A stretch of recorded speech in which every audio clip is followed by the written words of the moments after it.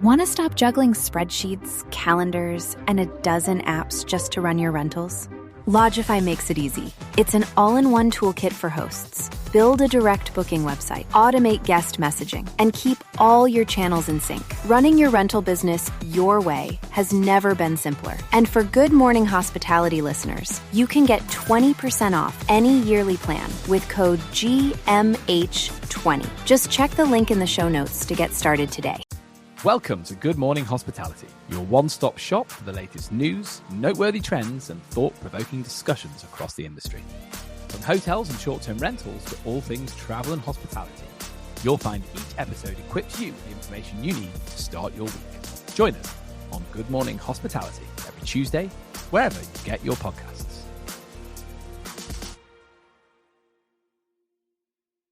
Good morning, Sarah. Good morning, Leo. And I see another face on here this morning as well. Good morning, Paul. Yes, hi Sarah, hi Leo. Great to be on. Actually, this is my first time on a live virtual GMH. Yeah. So yeah, thank you for having me.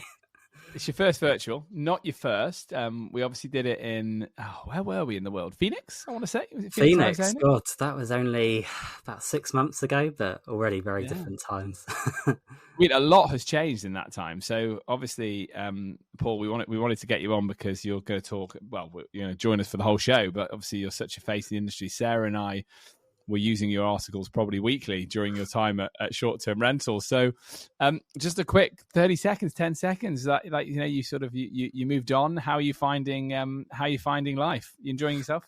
Yeah, things are very different now. Of course, I am in the middle of some job searching as well, but also taking a little bit of time out. I'm doing a little bit of freelance for the STAA in the UK, which of course, Leo, you're part of too.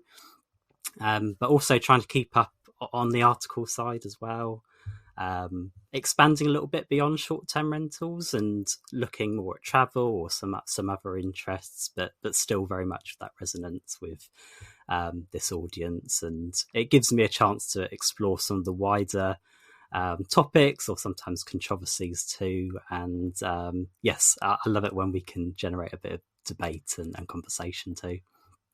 Great. Well, look, I'm looking forward to having you on to debate today. Feel free to be as argumentative as you want, Paul. That's what we want. Look, no pressure. But the last guest we had on was my 3-year-old daughter, Sadie. And, let's be honest, she stole the show. So, high bar for you. I can't compete with that, Sarah, buddy. Yeah. Sarah, buddy, you're looking well today. What you been up to? Yeah, I don't know. I guess alcohol does me well. No, I went out, not out last night, but I had a bit of a celebration, like dinner and some drinks. One of my colleagues, Martina, is moving on to new opportunities, and so it was her last day at AirDNA, and it's really nice. Like we just kind of everybody gathered around. We had some drinks on the terrace, and I was one of the stragglers as always. So. Yeah, I woke up. I did do some yoga this morning, and also it's starting to get really hot in Barcelona. So I'm sure that's like the sweaty glow that you see on my face. Not anything to do with my actual skin. Wine plus slightly hot. I like it. Yeah. Devilish combination. Well, look, I'm looking forward to you being one of the stragglers. Let's say. Is that better? Is that a better way of putting it? Yeah, I like being a straggler. Is it straggler or scraggler? I don't know. We're going to look this up. Yesterday, I had a word, I have to say, on the New York Times, because the word was quash, Quash, which I did not know existed. I thought it was squash. My whole life, I thought that you squash something in a court of law, not quash it. And that opened an entire debate in the office. So it wouldn't be the whole. Well, let's call you a straggler. And let's say I'm looking forward to you being a straggler when we get together on June 19th. Shameless plug for June 19th, guys, for the Scale, Truvy, and Good Morning Hospitality Europe meetup, the social that's going on in Barcelona. Paul, are we going to convince you to jump on a plane and come and see us in Barcelona? Possibly, yes. June the 19th, isn't it? I'm giving you guys even more of a plug here. I'm certainly going to try to make it. Funnily enough, Sarah, I'm actually in Spain next week in Madrid. So, and I'm seeing the temperatures at the moment, like high 30s, even 40s in like Seville, Cordoba way, and given my complexion, I'm a bit nervous about it. So it's, but yes, I'll certainly try and be there, and we'll see what happens. Certainly, for anyone listening and not watching, Paul is like myself. Is very fair skinned and struggles a little bit in the sun. I like that. So that's a good way of describing it, isn't it? Okay, we'll all look out on June 19th. Lots of sun hats and sun cream. You've got more hair to shade you though, Paul. So lucky you. Gang, let's get into it, because I have no news. I have actually no news. I just did the nursery run this morning. I mean, I got all of the human beings that I helped get to school, and I got them there and on time, and I made it here on time. So that to me feels like a successful week, but nothing else to report. So look, let's get into it. We got some really interesting articles to talk about today, but let's start with, I suppose, the kind of the inevitable one. Inevitable as death and taxes. In this case, it is taxes we're going to talk about first, because we just have to. So, Sarah, do you want to start by telling us what's going on in Edinburgh? Yeah, sure. So Edinburgh is soon going to launch an extra 5% tax on hotel guests, and this is catching on really fast across the UK, which means that there are talks now of this impacting both hostels as well as short-term rentals and cruise lines, which is the only one that I'm actually excited about. So yeah, it's basically it's going to be an additional 5% hotel bed tax, and this is going to be starting in July of 2026 in Edinburgh. They announced this last August, and of course this has then spawned a wave of additional tourist tax announcements across the UK. So yeah, let's see if it actually dampens. Essentially, kind of what they were going on about was, as we talked about, I think last week or week before, when there's festivals going on in the city in particular. I mean, you got 4 million people in a town of 500,000, so it can definitely experience some overtourism, sort of a victim of its own success. And I think the idea is that this tax is going to, at a minimum, have some impact on the ability to kind of respond to some of the overtourism that's taking place. I don't think it's going to dampen people going to Edinburgh or anywhere else. I think it's just a money grab, as they always are, but there's my soapbox on the subject. So I feel like the money grab point is 100% accurate, right? Like we know that our local councils are all running out of money. So is it necessarily... Is there a wider philosophical point to this, or is it just that we want to make some more cash from the tourists that come into our town? And I would say that I do also really like the idea that cruise ships are getting taxed. And I would say, why not have a tax based on how much ecological impact you're having on the space you're using as well, right? So if a hotel guest and a short-term rental guest might be at 5% tax, why not put a cruise ship guest at 12%? Because you're having more ecological impact and you're paying less into the local economy because you're in and out, right? You're probably eating your meals on the cruise ship. So it's talk about that, like city planning, what type of impact are you trying to have, and what type of city are you trying to build, right, for tourist needs. Also, the very kind of populist answer would be, and I'm not saying that it's as simple as this, but the populist answer would be, look, tax people and use that money to build more houses in these cities so that more locals have places to live. I'm not saying that's what necessarily will happen here, because it's not as simple as that. But, do we think, Paul, that this will in any way deter people from traveling, or is it just a money grab? I think it's really encouraging that in this article, it's mentioning hotels and cruise liners as well, because we do want to have, if these levies do come in and they do apply to short-term rentals, you do want to see some sort of equal treatment to short-term rentals and not just alienating this as a real estate asset class. And of course, we're starting to see some more of these levies come in, and more taxes being applied to people coming into the UK already with the electronic tax tax authorization. But I would note, I think if we look at some of the other taxes that are coming in around the world, this is nothing new. I did look, actually, Bhutan is the market in the world that has the highest tourist tax, and it's something like $100 a day, which sounds incredibly high when you compare this. I think we're looking at something like £7 a day. I might be wrong on the number for this particular story, but of course they're attracting far fewer numbers of guests. Then if you look at somewhere like Mallorca, where the over-tourism protests have been very prominent, and across Spain and Canary Islands too, their tourist taxes, I believe, someone might correct me, are about €4 a day. And from what I can see, it really hasn't deterred tourists too much. I think my concerns would be still, how are the taxes going to be charged and collected? And I think you need to have some sort of transparency there of where those taxes are going, because I think maybe the majority of travellers would say that they would be prepared to pay a little bit more, but just as long as there's that transparency and it's going to the right place. I think that's right, Paul. And also, I read in the last couple of days that the Spanish government is proposing to impose a 21% VAT on short-term rentals. So that's a slightly different mechanism for taxing it, but equally feels like it's another government trying to walk the tightrope between wanting to have tourists because they know how useful it is for their economy, but also bowing to protests or local pressure around the idea that there's a housing crisis. So it's using it as a revenue raise opportunity to try and build. And I think that's really interesting, because Spain is the country that has had the most protests. But as you say, just a tourist tax on its own €4 a day is not going to move the needle. I mean, it's 1 pint of lager. Which we all know British tourists like to have at least 10 pints of lager per day on their holidays, so it's not going to move the needle for sure. Alrighty, let's talk about Easter and how the start of the spring and early summer season is looking. Sarah, got a wonderful report here from your paymasters at AirDNA. Tell us a little bit about it, my friend. Yeah, sure.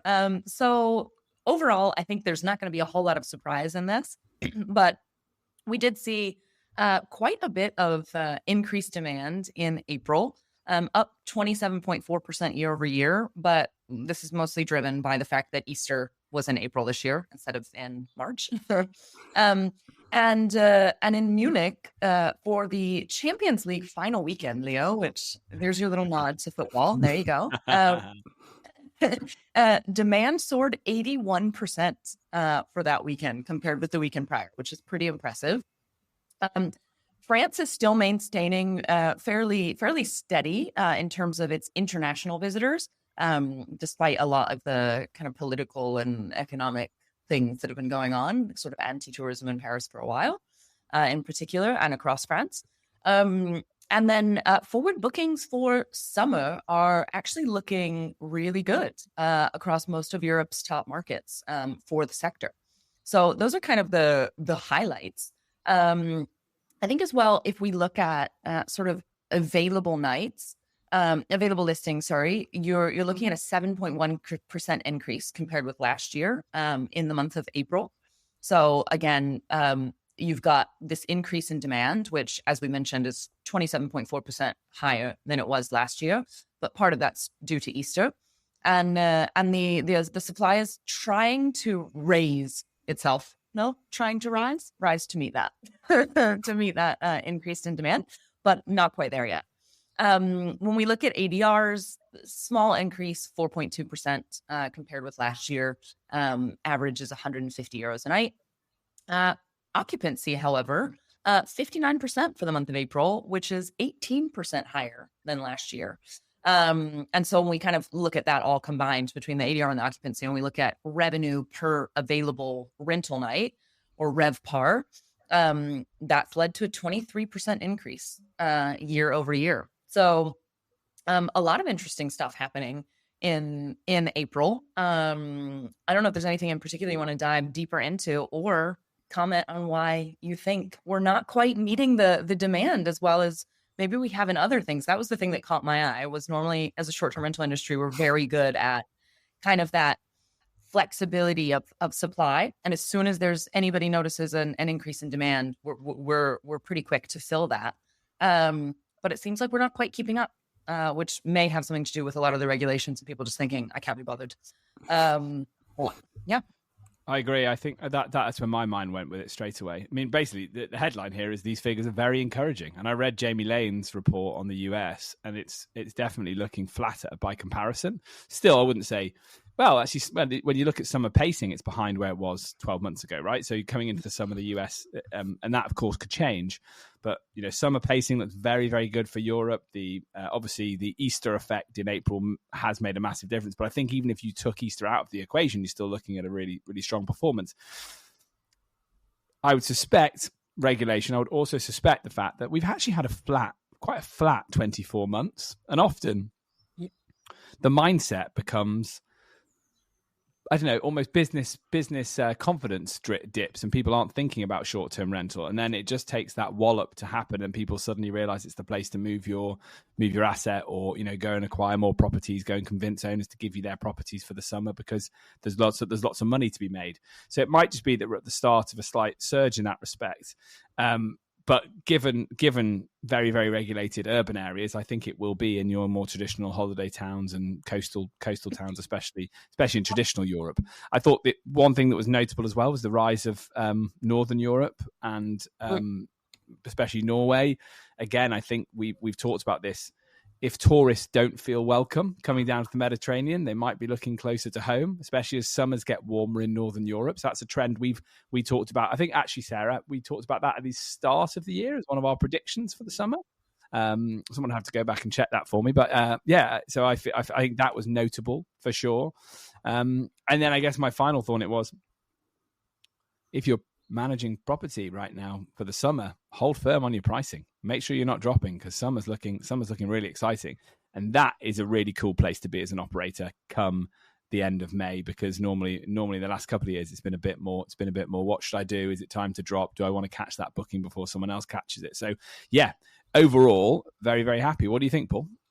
Yeah, no, I'd concur very much with what's been said. I think, adding to what you said, Sarah, I think what's really exciting about this is seeing that there's some increased consumer confidence, and this certainly seems to be translating to increased domestic tourism and intra-European tourism. I also note as well about easing inflation, and perhaps this is, we're going to see benefits to Europe at a time when, of course, there is the uncertainty in the States and tariffs. And I know you've talked quite extensively about that already. But I think at the moment the European market is quite ripe for growth and strength this summer. So we'll wait and see what happens. But the figures are certainly exciting.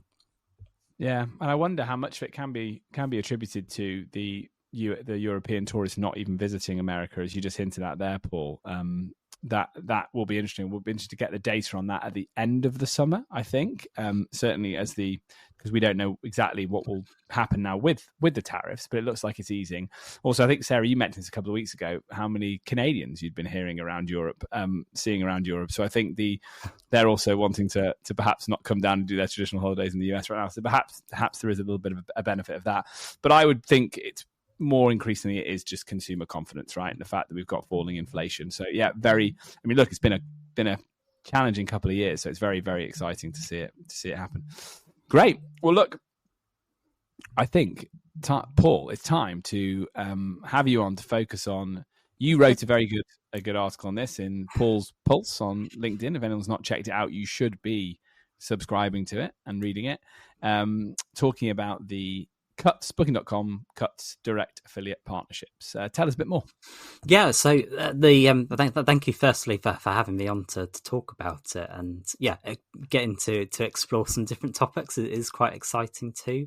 And kind of, it's been prompted by a couple of things that we've seen in the news. I know in your last talk you were talking about the situation in the Balearics with the potential controversy around selfie tourism, and then we've had the news this week about Booking.com sort of terminating, it appears, its direct partnership with some content creators and influencers. And I think it's quite an interesting situation at the moment, because we're on a podcast right now. I think we're all becoming content creators, or I don't particularly like the word influencer, but in our own right, many more of us are becoming content creators in our own right. And I think that there's perhaps something of a reckoning coming with the relationship between some of these platforms and the creators, because Booking.com, it appears anyway from what I've seen in the story, that they're finishing a lot of these partnerships with some of the creators who are generating commissions on the lower side, but they're keeping those with commissions of around $1,000 plus. And I just think that, we're perhaps in a situation where there is going to be a bit of a reckoning, a little bit of tension, where the creators perhaps need to decide whether they are going to become affiliates with these platforms or go it alone as some sort of independent brands, because we're seeing a rise in influencer-led travel. We're seeing across social media with TikTok and Instagram, more people deciding and fueling inspiration from what they're seeing on social media. And yeah, I think that there's also perhaps some sort of void in the travel industry, really, where we can fill it with people who are promoting, and we've talked about it sort of already on this pod, but people who really promote sustainable travel, authentic travel, responsible travel. I think there's a real gap in the market for something like that, and perhaps moving away from this travel idealism where people can travel and they're just maybe being quite ostentatious about it. I think there needs to be more of a purpose to these to the sort of content that we're creating. Not that there's not a market for that, but I think that there's so many aspects of this we can explore, and as many more of us are becoming content creators, I think, and influencers and broadcasters, I think it's something worth commenting on for sure. What do you think, Sarah? I think for me, this is part of it, on the part of Booking at least, it's them trying to cut expenses. I think they realize that people are going to talk about them whether they pay them or not. And it's essentially using the content that's going to be created, without having to pay them, right? And this is something that we see really often with brands. Brands do something really similar, which is, wow, people are going to talk about my product anyway. Why would I pay them to do that anyway? So we're very much coming to this this idea of brands thinking that they're so ubiquitous that they don't have to pay for this kind of advertising or this kind of publicity. And also it's kind of a stunt, I think. I mean, imagine one day to the next, like, not only is it money saving, which we know Booking.com's been going through, in particular, announced a whole bunch of layoffs, which is still not totally finalized, right? So we're still going to see, I think, some layoffs coming out, and some of those announcements. But ultimately, I think they've done the research. If a company like Booking.com, which runs, I don't know, I don't remember what the number was, but it's something ridiculous, like, I don't know, 1,000 different A/B, they're not even A/B tests, they're like A/B to Z tests, like at a minute. They've done the research. They know that it doesn't actually, either it doesn't tip the needle for them in a serious, meaningful way, or they believe that those creators are going to continue talking about them regardless. And that they're still going to have access to kind of that audience that they have access to now without paying for it. So for me, it's just very abrupt. And I think it could backfire if they get the wrong kind of press on it. But I also know that if they're doing this, they've done the research. So they know something we don't know. Could it point to the use of AI as well? That's obviously one of the talking points in this article. Yeah, well, it's come. All the OTAs are exploring influencer-led travel to some extent. We've covered Booking.com, so I don't need to expand too much more on that. Expedia's recently launched more of this trip matching strategy, and we know that they are heavily experimenting with their AI strategy. Yeah, I mean, your colleague, your CEO Humphrey, was talking about this digital sharecropping concept, which has been I've been seeing all over social media, and I think that is probably coming a bit more to the fore, but AI competition is certainly a challenge that a lot of content creators are going to be facing over the next couple of years, building this content and then seemingly being dispensable for these tools and being given 30 days notice on this, especially right at the start of this summer season, which is going to be crucial for them.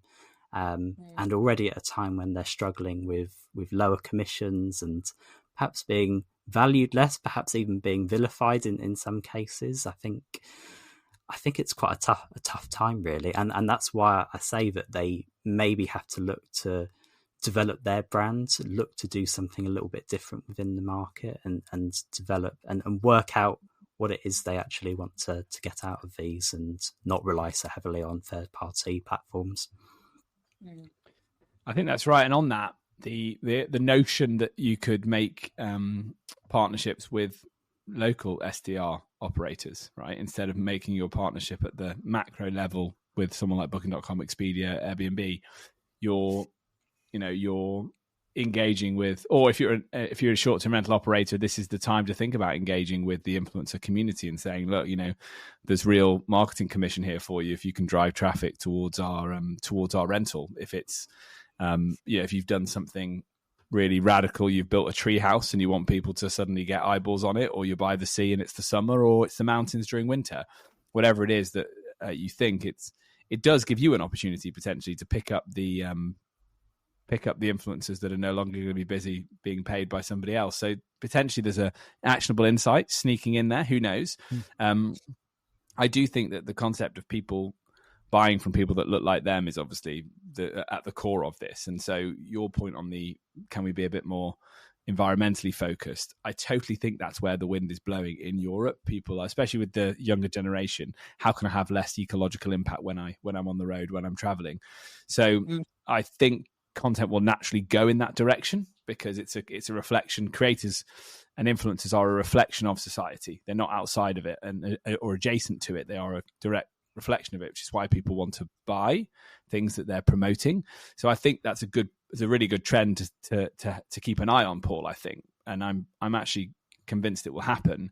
And as such, I think that does give local operators a chance to talk about what's amazing about their market and where to go to beat the crowds and where to go to have the least environmental impact whilst still enjoying yourself, versus going back to our Balearic Islands chat last week, Sarah, just queuing up to get that selfie at sunset, when actually you turn around, there's 1,000 other people doing exactly the same thing. So making sure that travel is also authentic, and everybody needs it to be authentic, because that's what's going to keep the crowds coming back time after time. Not, I went somewhere that I saw on social and actually it wasn't what I thought it was going to be. Wow, what a complete ripoff.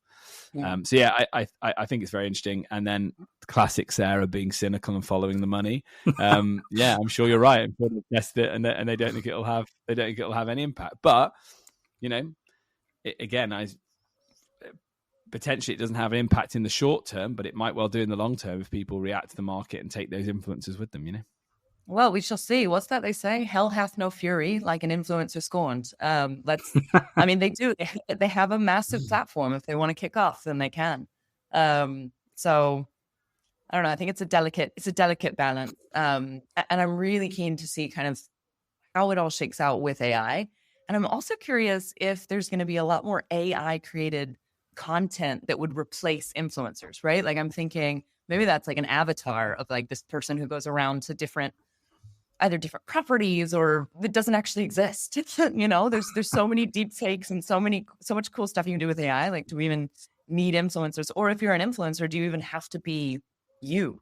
Could you create this like alter ego so that actually you kind of have the best of both worlds, where you're basically famous, but nobody actually knows what you look like? So maybe it's like they're similar enough to you, but totally different. And then you can actually go out and about. So I don't know. I think undoubtedly I think that's a really good point. Someone showed me on our sales team, a demo video we're sending out to people if they miss their appointment or if we want to show them our product before their appointment. And we have this this AI generated person talking about our product. And I'll be honest with you, she talks about it much more eloquently and articulately than I've ever talked about our product. So it's amazing. It's simply amazing. Yeah, I think you're probably right. Cool. Okay. Well, look, I think we're at time. Audience, we were a bit worried that Paul's got an electrician coming to the house, and we were worried he was going to lose power. So far, no. Paul, would you come back? Will you come back on? Yeah. If you'll have me, and I haven't been, if I don't lower your viewership numbers for 1 week, so yeah, we'll let you know next week, then, Paul. Okay. But look, a verbal contract is binding, so thank you very much. That's great to have you signed up. And Sarah, my friend, what's going on with you? What are you up to for the rest of the weekend? I am going on a hiking trip this weekend. So too much alcohol last night, and this weekend hiking trip. So it's balance.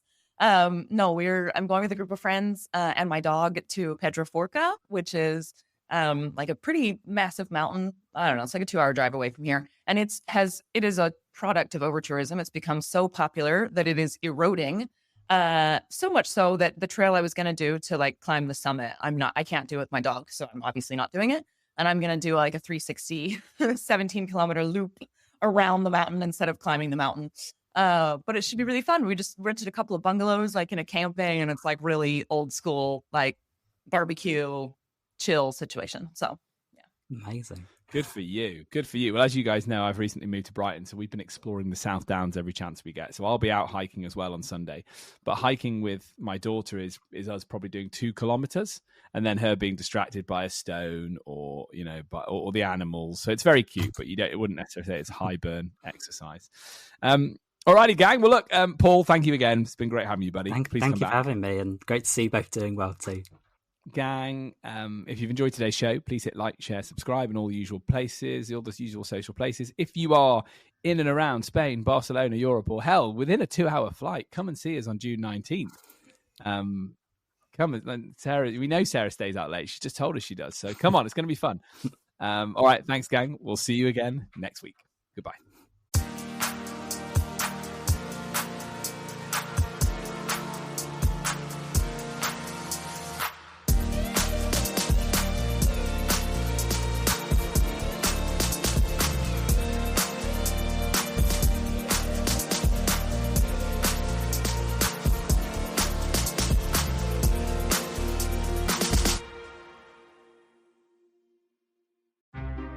Want to stop juggling spreadsheets, calendars, and a dozen apps just to run your rentals? Logify makes it easy. It's an all-in-one toolkit for hosts. Build a direct booking website, automate guest messaging, and keep all your channels in sync. Running your rental business your way has never been simpler. And for Good Morning Hospitality listeners, you can get 20% off any yearly plan with code GMH20. Just check the link in the show notes to get started today.